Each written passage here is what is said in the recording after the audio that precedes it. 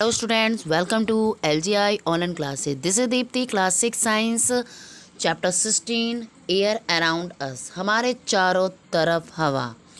तो हम अपने चारों तरफ हवा को फील करते हैं, हम हवा को देख नहीं सकते. We cannot see air, we can feel its presence in many ways. तो आज मैं आपको एयर के बारे में बताऊंगी, एयर से जुड़ी हुई सारी जानकारी बताऊंगी कि मिक्सचर ऑफ गैसेस भी बताऊंगी, सारी चीज़ें. तो आज हम अपना पढ़ रहे हैं एयर. तो हमारा है एयर. तो एयर क्या है? We can not see air, में हम लोग हवा को देख नहीं सकते. We can feel it presence in many ways, ये हमारे चारों तरफ मौजूद है. तो आज हम देखते हैं और ये हमें जीवन जीने के लिए, धरती पर जीवन जीने में सपोर्ट करती है और ये हमारे चारों तरफ मौजूद है. फर्स्ट पॉइंट है हमारा, we can feel the presence air when the leaves of tree rustle. हम एयर को फील करते हैं, प्रेजेंस मौजूद है. हवा कब? जब पेड़ों की पत्तियों में सरसराहट होती है तो हमारी हवा मौजूद होती है और हम उस हवा को महसूस करते हैं. ठीक है. नेक्स्ट पॉइंट है, when A fan is switched on, जैसे ही हम लोग पंखे को स्विच ऑन करते हैं, the pages of an open book, वैसे ही हमारी ओपन बुक हमारी ओपन हो जाती है और हमारे बुक के पेजेस फटरिंग मतलब फड़फड़ाने लगते हैं. नेक्स्ट पॉइंट है, we can fly a kite in the sky, जब हम अपनी पतंग को हवा में उड़ाते हैं, आकाश में उड़ाते हैं, तो हवा की मदद से हमारी पतंग उड़ती है. और इस कोरोना के बीच में आप लोगों ने पतंग को उड़ते हुए देखा भी होगा और उड़ाया भी होगा. नेक्स्ट पॉइंट आ रहा है, pinwheel and weathercock rotate with moving air. तो ये रोटेट मूविंग एयर जो है हमारी, जस्ट लाइक ये आपको पिक्चर दिख रहा है, ये आपको पिक्चर दिख रहा है, वेदर क्लॉक है. ये हमारा साउथ, नॉर्थ, वेस्ट, ईस्ट हमें हवा की डायरेक्शन से बताता है. तो वेदर क्लॉक को हम बादनुमा भी कहते हैं. ठीक है. तो नेक्स्ट हम यही कहने का है कि हमारी जो हवा है वो चारों तरफ है, फील करते हैं, प्रेजेंस मौजूद है, लेकिन हम उसको देख नहीं सकते. नेक्स्ट आ रहा है प्रॉपर्टीज ऑफ एयर. तो प्रॉपर्टीज ऑफ एयर मीन्स है गुण. हवा के गुण क्या हैं? Air has no colour. Air का कोई कलर नहीं है, हवा का कोई कलर नहीं है. ये प्रकृति का ट्रांसपेरेंट है, प्रकृति मतलब एंड इट ट्रांसपेरेंट नेचर, प्रकृति का ये ट्रांसपेरेंट है, पारदर्शी है. इट हैज़ नो स्मॉल और टेस्ट, इसका कोई स्वाद नहीं है, इनकी कोई खुशबू नहीं है. Air is matter as it has mass and occupy space, it fill all the space available to it. हवा हमारी चारों तरफ है, ऑल स्पेसेस पे है एंड अवेलेबल फिल इट, पूरी तरीके से भरी हुई है. ठीक है. नीचे आपको कुछ चित्र दिख रहे हैं, 2 डायग्राम दिख रहे होंगे. तो लिखा है, take an empty glass tumbler. Glass tumbler का मतलब होता है घर का, चाहे कांच का ग्लास ले लें चाहे स्टील का ग्लास ले लें. ठीक. Turn it upside down and it is really empty, ये पूरी तरीके से खाली हो. ठीक है. हम कभी कभार अपने टब में, अपन घर पर एक्सपेरिमेंट कर लेना कि एक टब में पानी हो और गिलास हो, वो सीधा स्ट्रेट डालना. तो जो गिलास हम स्ट्रेट डालेंगे वो ऊपर साइड थोड़े थोड़े बबल्स आ जाएंगे, बबल्स आएंगे तो ये गिलास ऊपर की तरह अप करेगा. तो मतलब कहने का है, take the empty glass tumbler and push it open mouth into the wall. ठीक. बाउल में डालना. Filled with the water as shown in the figure alongside. Does the water enter the trumble? क्या हमारा खाली जो glass है वो पानी के अंदर एंटर करेगा? आई थिंक सो नहीं करेगा. मतलब है, यू विल नोटिस, आप नोटिस करेंगे कि जो हमने ग्लास ट्रम्बल पानी में डाला था, डू नॉट एंटर, ये एंटर नहीं करेगा. Now tilt the glass tumbler is little, थोड़ा पानी थोड़ा जाएगा. And does the water enter glass tumbler now. Okay. तो नीचे आपको एक और दिख रहा होगा, हम इसको थोड़ा तिरछा करके डालेंगे तो थोड़े से बबल्स आएंगे और फिर वह पूरा ग्लास नीचे की तरफ चला जाएगा। तो ऊपर वाले में लिखा है हमारा, बता रहे हैं हम कि pushing glass tumbler into a bowl filled with water without tilting, मतलब ये हमारा ऊपर की तरफ आएगा और जब नीचे वाला है तो बबल ऑफ एयर, हमारे बबल्स आएंगे, release into water on tilting the tumbler a little, छोटे छोटे उस बर्तन को हम जब तिरछा डालेंगे थोड़े से बबल्स आएंगे और फिर से वो ग्लास पूरा भर जाएगा, नीचा चला जाएगा। ऑब्जर्वेशन कहने का मतलब है कि हमने इन दोनों में क्या ऑब्जर्वेशन किया।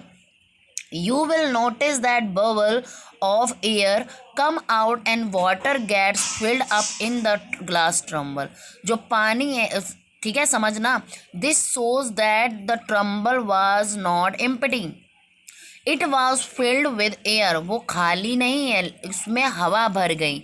Even when it was turn up down, that is why, इसलिए हुआ, वैन यू पुश्ड, हमने उसको पुश किया, पोजीशन में डाला, तो नो एयर, उसमें हवा नहीं बची, जब हवा नहीं बची and no water couldn't enter, और उसमें पानी एंटर नहीं हुआ, and tilting the air came out in the form bubbles and water could enter the tumbler, water filled up space and enter the occupy by air, और दूसरा वाला हमने जब डाला तो उसमें बबल्स आए और पानी फिल भी हो गया। ओके, तो देखिए हमारा नेक्स्ट हेडिंग आ रही है, नेक्स्ट हेडिंग आई है कंपोजिशन ऑफ एयर। अब मैं आपको कंपोजिशन ऑफ एयर बताऊंगी कि कहने का मतलब है कि air is mixture of gas, हमारी जो एयर है वो मिक्स है, गैसेस है, डस्ट पार्टिकल भी इसमें है।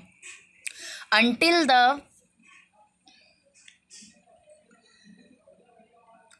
18th century it was believed the air is one substance, हवा एक पदार्थ थी, एक हवा में केवल एक पदार्थ था। On the various experiment conclude that air is mixer gas, फिर धीरे धीरे पता चला कि हमारी एयर हमारी कई गैसों से मिलकर बनी हुई है।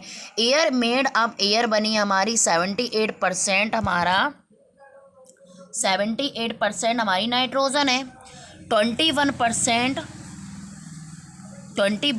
मतलब 20.9 मीन्स हो गया 21% हमारी ऑक्सीजन है।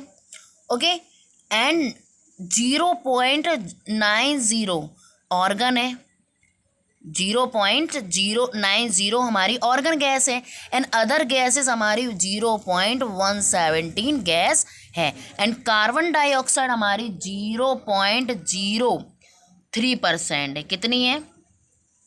0.03% है हमारी कार्बन डाइऑक्साइड। तो हम फिर से एक्सप्लेन करना चाहेंगे कि हमारे पॉइंट्स में नाइट्रोजन, ऑक्सीजन, कार्बन डाइऑक्साइड, बॉड ऑफ वेपर है।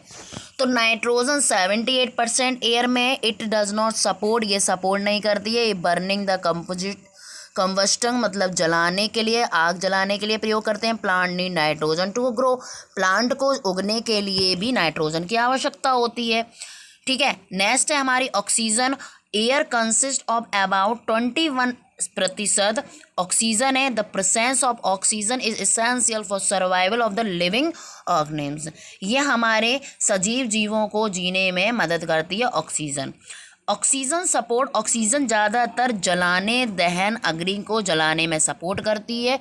And combustion can occur only the presence of oxygen, ये केवल जो ऑक्सीजन है वो हमारी बर्निंग, आग जलाने में यूज़ कर सकते हैं, उपस्थित होती है। It is due to this reason, ये केवल एक ऐसा कारण है कि फायर एक्सीडेंट, जब आग दौरान हमारा आग लग जाती है, आग एक्सीडेंट होता है, तो it is the advise to wrap the burning object, it is a woollen blanket, advice दी जाती है कि बर्निंग ऑब्जेक्ट जो होता है उसमें उसको लपेट दिया जाए वूलन ब्लैंकेट में।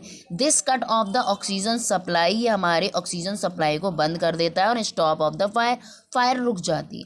Let's observe the property of oxygen by performing an activity.